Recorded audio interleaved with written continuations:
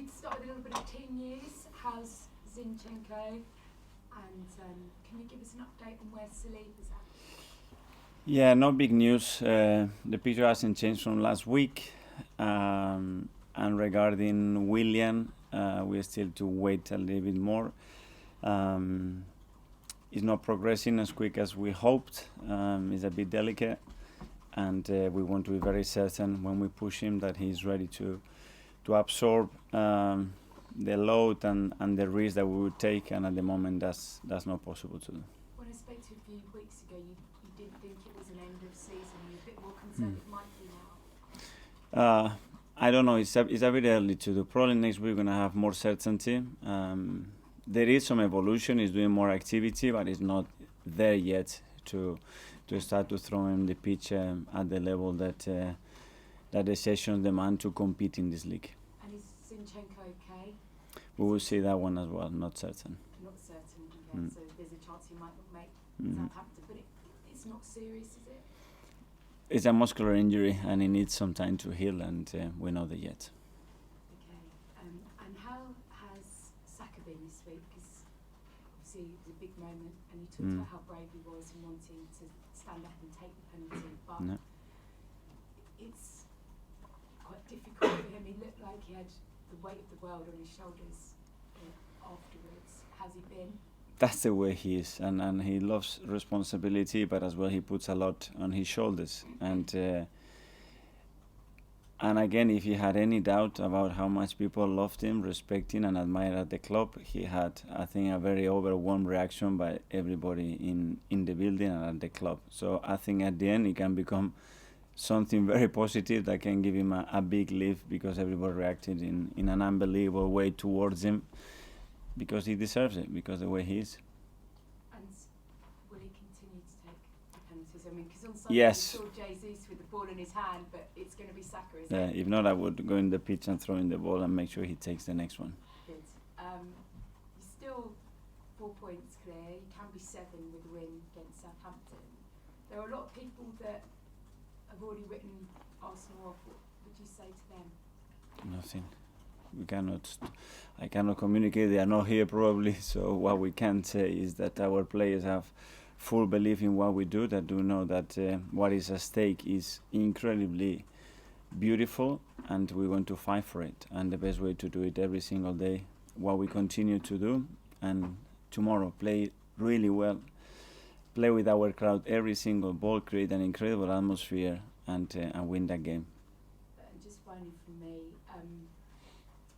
Neville made the point, I think a wobble is one thing, but falling off the bike is kind of quite another, and wobbles happen in title races.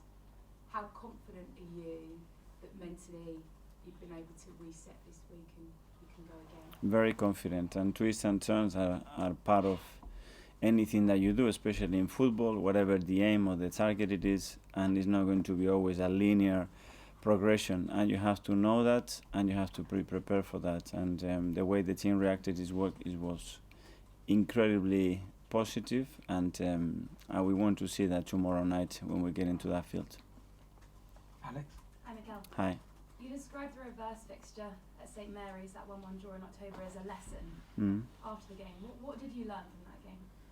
Well, hopefully we are in a better place, but it's true that game had as well very critical moments in games that we could have closed the game, and we didn't. And the second half, that especially the first 25 minutes, it was pretty disappointing. But credit to the opposition as well. When you are not able to do what you want to do for long periods, is because the opposition as well are doing something right. And Southampton, after analysing with a lot of detail, they have impressed me quite a lot. If I watched the last game that they played, how they lost with the margin that they lost, the margin wasn't there. And I think what Ruben and the coaches are doing is really good. The rewards, maybe not, they haven't been there in terms of results in some games, but they are a really good team.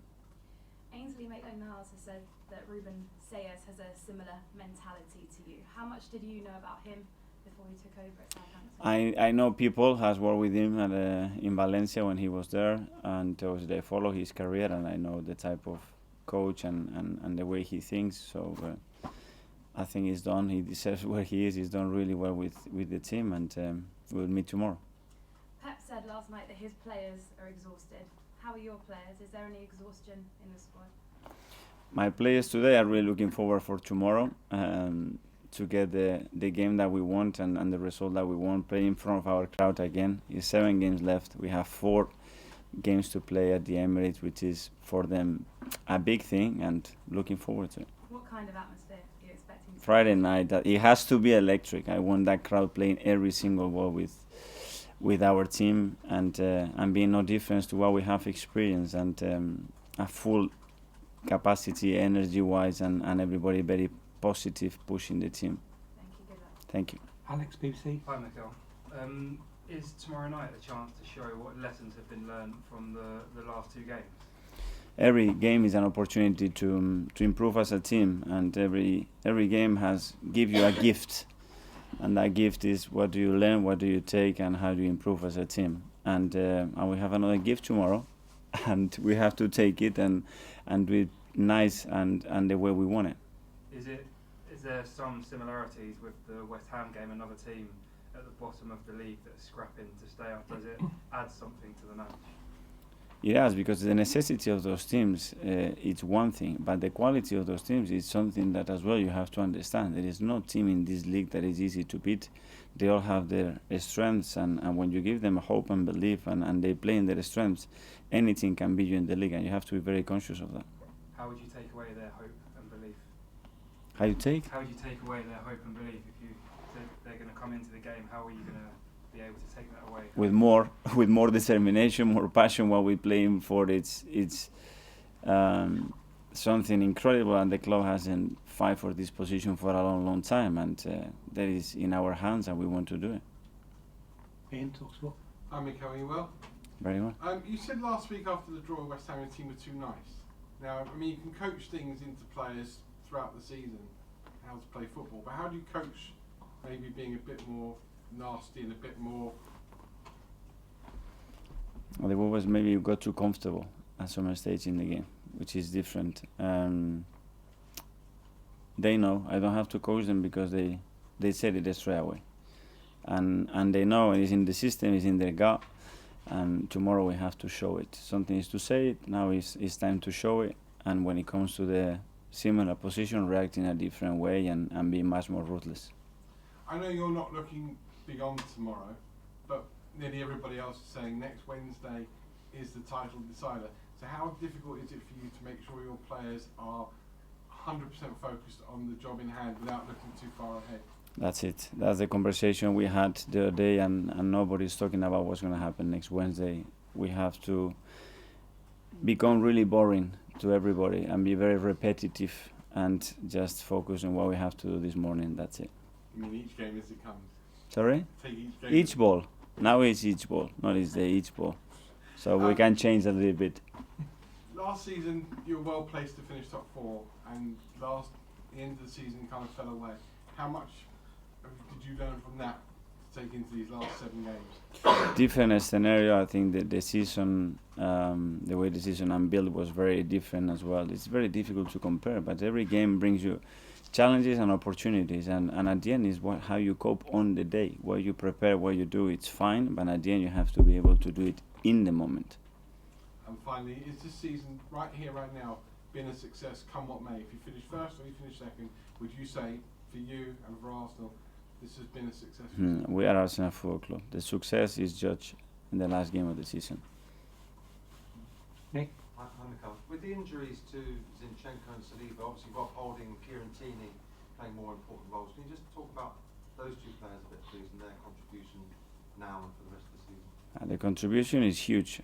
First of all, the way they are on the team, how patient they've been when they had to play, what they have produced in terms of performances, and now, they are playing more games, they are playing more minutes, they will continue to do so, and this is why you need top quality players with the right mentality to be ready when you need them in a way on the pitch, and when you are not using them that much on the pitch to contribute to the team in the right way. And those are 2 great examples of that. And what's their attitude like? Because Tierney, for example, is a born winner from all his time at Celtic. He must be quite useful to have around when you're trying to close out the title. Yes, they are both great characters. They are really lively around the place. They always bring that special energy to the team, and really happy to have them. Mark. Mikel. Just back on Bukayo.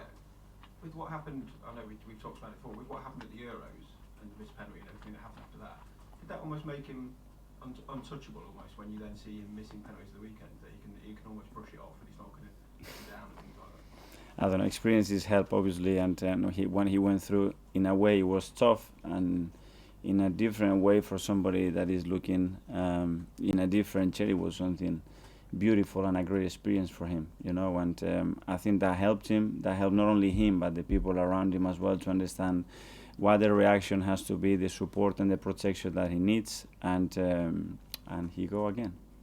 It's two draws in a row now. Is it the first time you've become maybe a little concerned at the difference in the experience at this stage of the season between your players and City's players in terms of knowing the pressures of a title running? And I wouldn't like to compare the teams. We have to focus in what we have, the reasons why we have dropped those points. I think they were two different games, in my opinion, and the games would have changed like that. You score the penalties is a different game, so the margins are so small in this league, and they have to go your way to get the results that you want, or sometimes the result that you deserve. And just finally, Ainsley Maitland-Niles was actually played when he was in your starting lineup when you won the FA Cup. Since then, I think he's had 3 loans that have been varying success. In your mind, when he comes back in the summer, will he be back in your group, or will he be moved on again?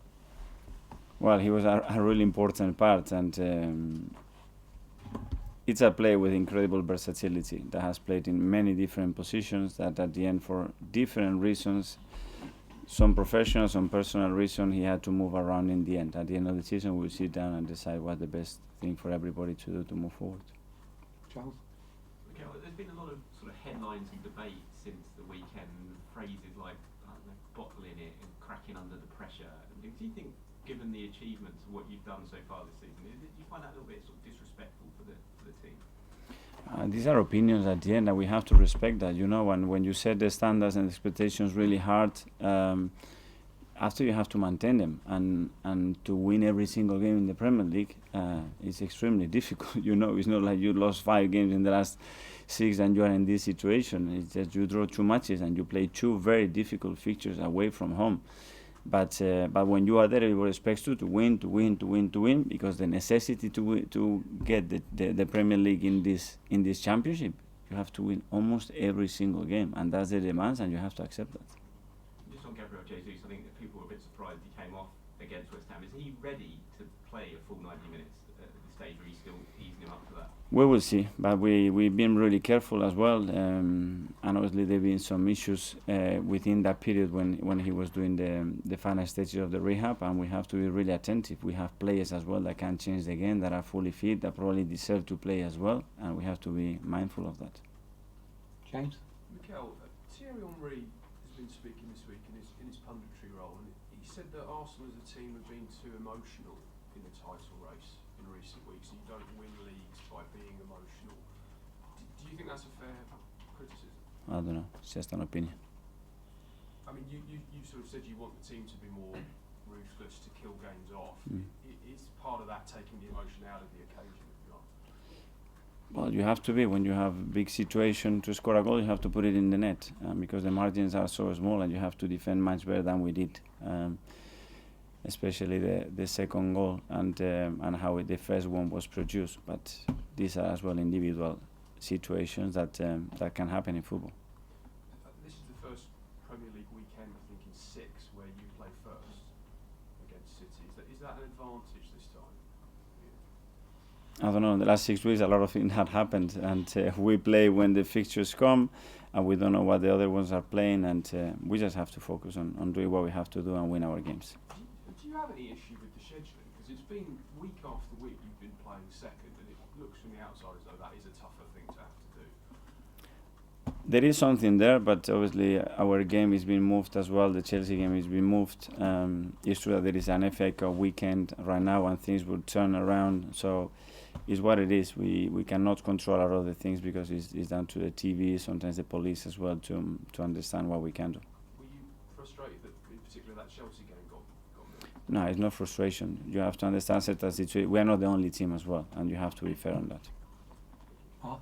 Hi, Mikel. Hi. Similar to Nick's point on the squad players like Kieran Tierney and Rob Holden, I guess is Emil in kind of a similar situation because he hasn't played in the last few weeks that often, but obviously proved last year how important he can be. So how's he kind of dealing with that, and how do you kind of feel his progression is going? Well, and he's pushing, and in football, what you've done a year ago, a month ago, is not. It's about what you do now, what you did yesterday, and what you're going to do tomorrow. And the player has to have that mindset, and the contribution has to be now to the team to make us better and to make us win games. Do you feel it is there? He is there, very close to it, yeah. Thanks, folks. That's the end of the